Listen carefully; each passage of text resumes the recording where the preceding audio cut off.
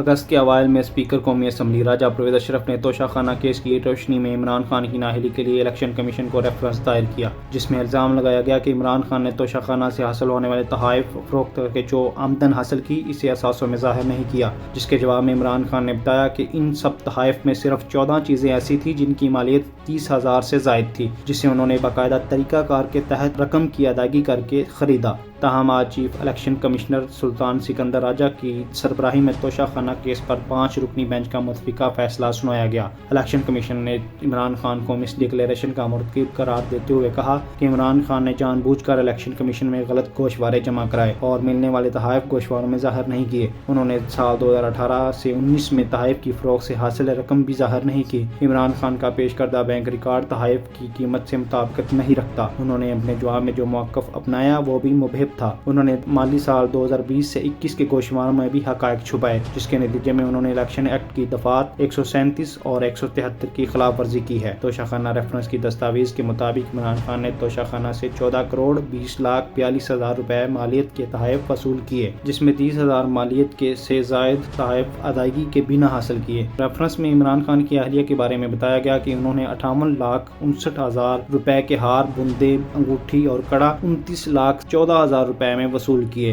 جبکہ عمران خان نے گھڑی، کف لنکس، پین، انگوٹھی 2 کروڑ 27 لاکھ روپے دے کر حاصل کیے۔ الیکشن کمیشن نے توشہ خانہ کیس کا فیصلہ سناتے ہوئے پی ٹی آئی چیئرمین اور سابق وزیر اعظم عمران خان کو 63(1)(p) کے تحت 5 سال کے لیے نااہل قرار دے دیا اور ان کی قومی اسمبلی کی نشست کو خالی قرار دیتے ہوئے فوجداری کارروائی شروع کرنے کا بھی حکم دے دیا۔ کیمرہ مین منشا کے ساتھ رمضان بھٹا، وائس نیوز، لاہور۔